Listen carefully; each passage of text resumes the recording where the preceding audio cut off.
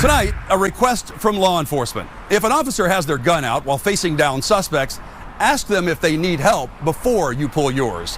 One deputy in Pierce County says she's grateful for the backup she got recently, but it put her in a position of having to trust a total stranger during a dangerous traffic stop.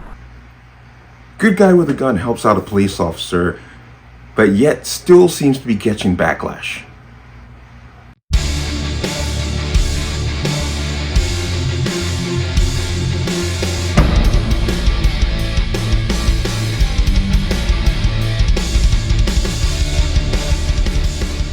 Welcome to another installment of the Connecticut Gun Bench. Today's video is brought to you by P.A.N. Firearms, LLC. P.A.N. Firearms for NRA certification and multi-facet gun training. You can reach us at 203-300-6343 or use our website at www.panfirearmsllc.com. As always, there'll be a link in the description box below. And if you like channel, like content, and what I do here, you can support me with the link. Everything is appreciated. Once again, for my Connecticut residents, you want to get your Connecticut pistol permit, please get the training done before July 2024, because then after that it gets longer, harder, and more expensive. And if you have your permit, watch the expiration date. Don't let it expire. There is a link to the online portal for the renewal of permits right in the description box. Keep an eye on it. Let's talk about this. Now, this is coming out of Washington State. A deputy was doing a traffic stop, and she was alone, where multiple individuals were in the vehicle. And she had noted that they were probably doing illegal things, drug use, what have you. When she confronted them, they backed up into her car. Upon that impact, a civilian who happened to be standing off to the side drew his gun and basically stepped up in support. I want to go ahead and play the entire video. It's like 6 minutes long, but I want you to get every bit of information. So let's go ahead and watch that. Just permit! The reason Pierce County Sheriff's Deputy and School Resource Officer Carly Capetto found herself in a guns-drawn shouting match with multiple suspects is because she's curious. She got curious about a stolen car. It was parked near where she was on duty. And to hear her tell it, the car and its occupants couldn't have been more suspicious. This one is parked all kind of wonky. The windows were fogged up. Clearly there were a lot of occupants in it. I could see them moving around. I could see smoke coming out of the windows. Capetto could have backed off, but kids walk here to and from school. Her kids. So I quietly approached the vehicle, and I could tell, you know, they were talking and kind of doing some drugs inside the vehicle. So I knew that I had my probable cause. Next, she had to figure out how to keep that car from driving off before backup arrived. She opted for a big stop stick and a belly crawl. Now, all she had to do was spring the trap. She used a jump scare to jumpstart a getaway panic. The result? Perfect stop stick. I think most of the tires were popped. And then they fled behind the Fred Meyers. And so I put it out on the air that they were fleeing. They got as far as the nearby Kohl's parking lot. They were just driving in circles. It was clear they didn't know where they were going or what they were doing. Enter Capetto's mystery man. And I could see this Good Samaritan. He was driving along and they nearly hit him. So he stops his car and gets out.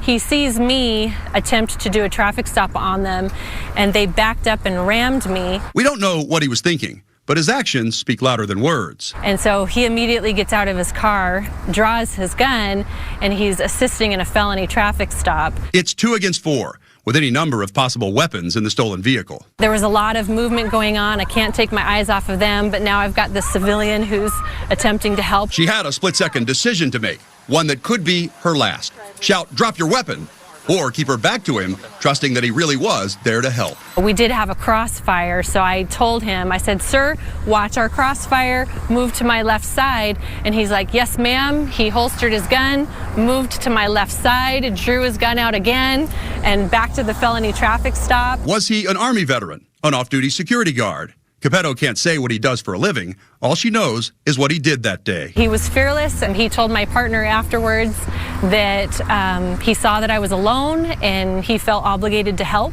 And I thought that was really cool because we don't see a lot of that. But Pierce County Sheriff Sergeant Darren Moss strongly cautions against getting involved like that. The first deputy might be okay and realize what you're doing, but then the next deputies come in and they're not 100% sure of what's going on. Sergeant Moss says it's not safe. When I watched from the other deputy's body camera footage, that civilian's gun is pointed in his direction. So if he's to shoot our deputies in the line of fire. But Pierce County Sheriff Sergeant Darren Moss says in their incident, there was too much heart and not enough brain. I cringe because I see a civilian who's untrained, we don't know their level of training, pointing a gun. I have to be concerned that, are they going to get shot? Are they going to shoot when they shouldn't have? Sergeant Moss says they're always grateful for support from members in the community, but would prefer they do it as a good witness, not as a locked and loaded citizen in a dangerous felony traffic stop. I'm glad everything worked out the way it is, but I don't want to see another person try to copy this. Now, here's something Deputy Capetto does want to see. The armed stranger one more time. We didn't get his name, and I wasn't able to identify him, and I wished I had been able to shake his hand and say thank you. Heard that and you saw that. Now she says, you know, and rightfully so, she says, I wasn't sure about his intentions, but the minute she said to him, sir, please move to my left, just so we don't get caught in crossfire, and he said, yes ma'am, holstered his gun, stepped to the left, redrew, this is a person you can trust. Because if he was going to do anything nefarious to you, he'd have done it right then and there. So I think right when that little interaction happened, with him stepping away under her direction, she should have been definitely should have been good with the guy being there. Now, of course, there's always going to be the naysayer. There's a sergeant standing there saying, well, you know, we don't know who you are. This could lead to crossfire. This could lead to other people being injured. It could lead to the person being injured. We don't know who this person is. They could end up injuring. And it's like, okay, dude, but the situation that he was in, it was done right. He did the right thing. He protected one of your officers from being shot. Because if those three idiots had piled out of that car, guns blazing, who knows what? If they managed to get the upper hand on your officer, who knows what? But they didn't, because she had cover. Because, once again, I don't know this guy. Maybe the smartest thing the guy did was just leave. Quite honestly, because no good deed goes unpunished. Because, you know, this is Washington State, okay? And they tried to lock up a guy who was being he had a home invader, and he shot the guy. And then they were literally looking to figure out how many charges they could put on the guy for defending himself in his own home. This is out in the open.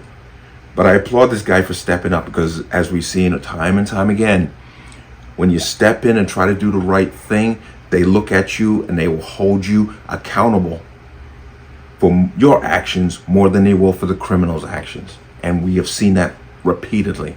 And it's a real shock and shame. I applaud this guy for stepping up. He protected a police officer.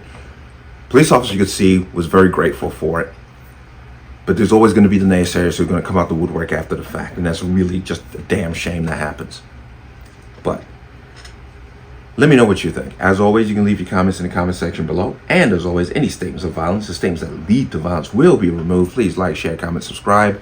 Don't forget to hit that notification bell so you're notified the next time a video goes live. I will see you on the next one. Peace.